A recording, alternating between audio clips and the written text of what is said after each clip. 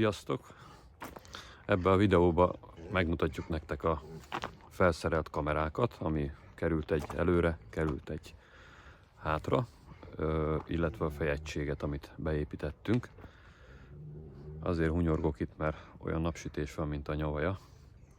Mindjárt megfordítom a kamerát, és akkor meg is mutatom az első kamerát, illetve a hátsó kamerát mutatom meg először. Ez lenne a hátsó kamera.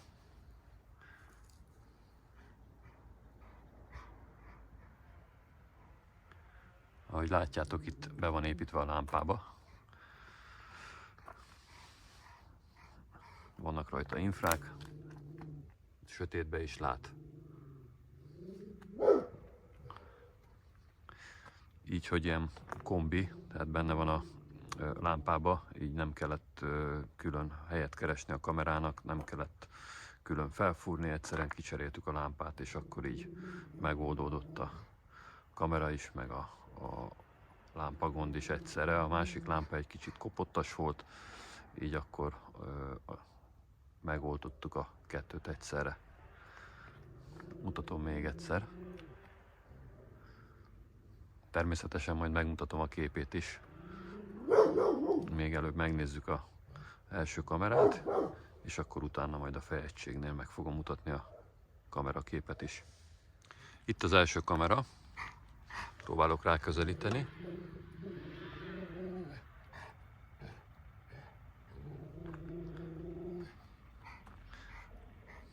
Ez a menetrögzítős kamera. Hát sokkal jobb, mint a hátsó, sokkal jobb képet tud adni. Na, majd ezt is fogjátok majd látni a következőkben, hogyha mutatom majd a fejegységet, akkor megmutatom majd a képét. Hát ezek a kamerák szerintem elengedhetetlenek. Előre mindenképpen javaslom mindenkinek, hogy ilyet rakjatok föl. Mindegy, hogy lakóautó vagy nem lakóautó, szerintem most már célszerű felszerelni ilyen kamerát az autóra.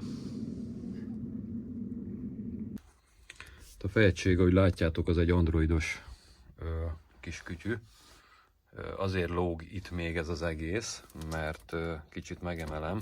Ugye elméletileg ez 2 D-es, viszont hát a hely az ugye az ilyen. Tehát igazából ez így beesne az egész. Úgyhogy mindenképpen ide majd egy keretet majd kell hozzá nyomtatnom. Közben lehet megszólal a rádió. Jó, oké, azt lehalkítjuk. Tehát, hogy oda keretet mindenképpen kell nyomtatnom. Gyáriban nem tudom, hogy létezik-e ilyen vagy nem. Mivel hogy a keretet majd ide én nyomtatom, ugye én fogom majd eldönteni, hogy álljon egyáltalán, hogy ne tükröződjön. Gondolom, hogy a gyári keret van, akkor az csak egyféleképpen lehet.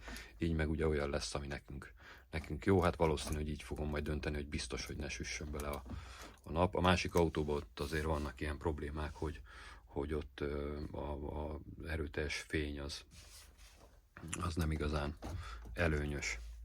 No, hát szerintem ezt a fejegységet is biztos sokan láttatok már ilyet.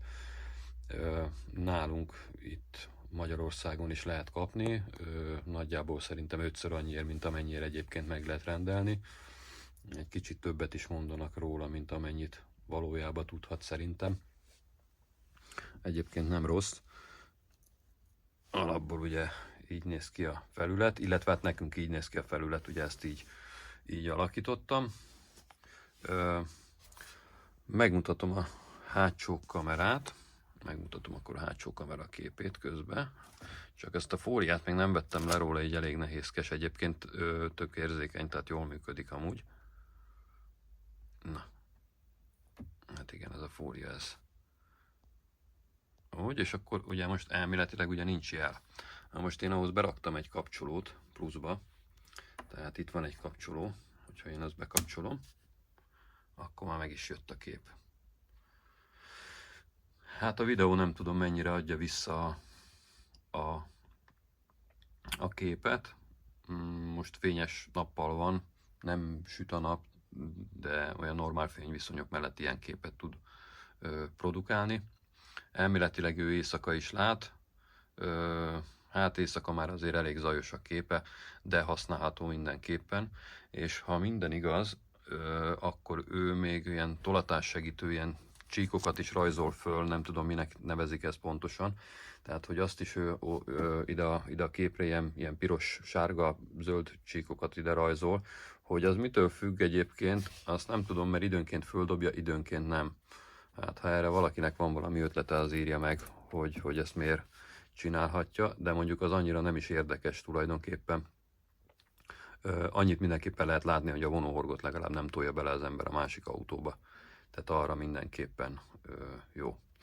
És akkor ugye ez a kapcsoló, amit itt mutattam, ezzel mindjárt lekapcsolom, és már el is ment a kép. Ez azért van csak, hogy fölöslegesen nem menjen mondjuk főleg éjszaka, mert ugye éjszaka bekapcsolja az infráit is. Nem biztos, hogy jó lenne, hogyha menet közben az ott világítana. Lehet, hogy zavaró lehet esetleg a mögöttünk jövőnek. Bár nincs akkora nagy fénye, de mindegy, szóval ezt így oldottam meg. Jó, tehát igazából ennyi a hátsó kamera, tehát tulajdonképpen bekapcsolom, és már működik is. Lakóautókban láttunk, hogy ilyen plusz kamerákat raktak, és akkor egy külön kis monitor neki, meg mit tudom én a tolatáshoz. Fölöslegesnek tartanám itt a plusz monitort fölrakni, hiszen maga a fejegység az úgy is tudja, úgyhogy mármint a kamerát fogadni, egy plusz kamerát, és akkor ez így szerintem teljesen jó. Jó, hát igazából erről sok mindent nem tudok elmondani. Hogyha valakit érdekel esetleg a típusa, hogy mi mit rendeltünk, akkor jelezze, és akkor megmondjuk, hogy az éppen milyen. Na, tehát ez egy ennyi. Ja, itt még amit láttok, itt ide bekerült ide egy USB, 2 USB csatlakozó van ezen a fejegységen. Az egyikre arra megy a fönti kamera, tehát az első, ez a menetrögzítő kamera.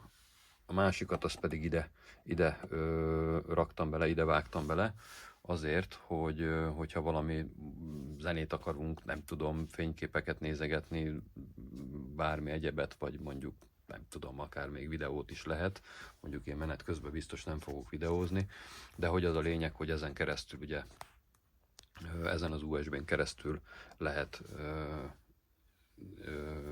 pendrive-ot bedugni, bármi egyebet, és akkor az ott megjelenik.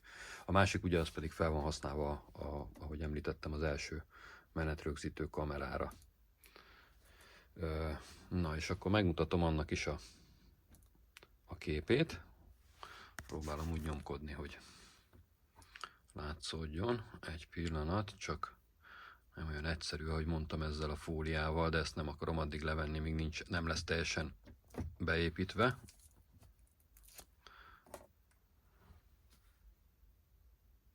Na, hát ez pedig az első. Hát ahogy látjátok, ez elég széles látószögű, és ahogy ott látszik, ott a jobb sarokban ott már villog is egy kis piros kis karika, az azt jelenti, hogy ő már rögzít is. Különböző beállításai vannak, abban most én így nem mennék bele, de most ez pont így van beállítva, hogy amikor be van kapcsolva, akkor ott elkezd rögzíteni, rögzít 1 percet, megáll, aztán ismét elkezd rögzíteni, mozgásba lehet állítani különböző dolgokat, tehát elég profi ez a kis kamera. Illetve ezen kívül, ami még nem lett felrakva, azzal nem foglalkoztam, a másik autóbot be van állítva, ez a adak, vagy mi a túró a neve neki, ez a sávtartó assistance, tehát figyeli az előttünk lévő autót, akkor dumál, jelez, hogyha túl közel megyünk, mindenféle dolgot. Egyébként menet közben marha idegesítő, amikor beledumál mondjuk valamit hallgatsz a rádióba, vagy nem tudom, és akkor ő meg elkezd dumálni, tehát az a másiknál mondjuk ki van kapcsolva nekünk. De egyébként tudja ezeket a funkciókat is. Hát ennek egy kicsit azért jobb a képe, sőt sokkal jobb ennek a képe. Itt a fólia miatt nem biztos, hogy visszaadja. Gépre szedtünk már le róla képeket, videókat, és teljesen jó. Tehát, hogy egy normál monitoron, egy 13-14 szoros monitoron tökéletes képet kaptunk vissza. Felismerhető rajta minden, úgyhogy mindenképpen szerintem ez egész jó ez a kamera. Nyilvánvaló vannak ennél sokkal profibbak, sokkal jobb minőségű kamerák, olyanok, amik nem tudom, 100-szor jobb képet adnak, de ezért a pénzért, amennyiért ezeket árulják, ezért viszont ez teljesen tökéletes. Na hát ez körülbelül ez ennyi. Ja, igen, és most látom egyébként, hogy még a hang is be van állítva, tehát még azt is most rögzíti, amit most éppen itt mondok. Egyébként csak annyit róla, hogy hát ha rá tudok közelíteni, hát nem. Na, talán de így. Tehát oda megy egy memóriakártya, azt hiszem, hogy 128 gigás kártyát tud ő fogadni, az a maximum. Azt hiszem most egy 64-es van benne, elég sokat tud rögzíteni. Hát körülbelül ennyi ez a kamera, és akkor hát esetleg még a fejegységről tudok mondani egy-két dolgot. Ugye ez egy androidos fejegység, 2 gigás 2/32-es. Mindjárt belemegyünk a beállításokba. Van rajta navigáció, elég jó a navigáció rajta, ami rajta van, de le lehet tükrözni ugye a telefont is, tehát ugye tudja mindjárt mutatom, az Android autót, akkor az iPhone-t le lehet tükrözni, tehát hogy ezeket mind tudja. Ja, itt látom, itt van rajta most valami új, ez a másikon még nincs rajta, egy másik navigációs program is. Ugye az iGo van rajta, gyárilag próbálom, hogy talán most így látszik, tehát ezek vannak rajta. És akkor mindjárt mutatom. Kormánykerék gombjai, ez egy érdekes, hogy lehet hozzá kapni ilyen kormányra szerelhető kis vezérlőt, ilyen kis távirányító, tehát az ilyen vezetékes megoldással lehet megoldani. Nem tudom, hogy lehet befűzni a kormányoszlophoz, hogy ne tekeredjen föl rá, de valahogy biztos, hogy ide lehet vezetni egyébként. Nekünk nincs hozzá, nem is kell tulajdonképpen.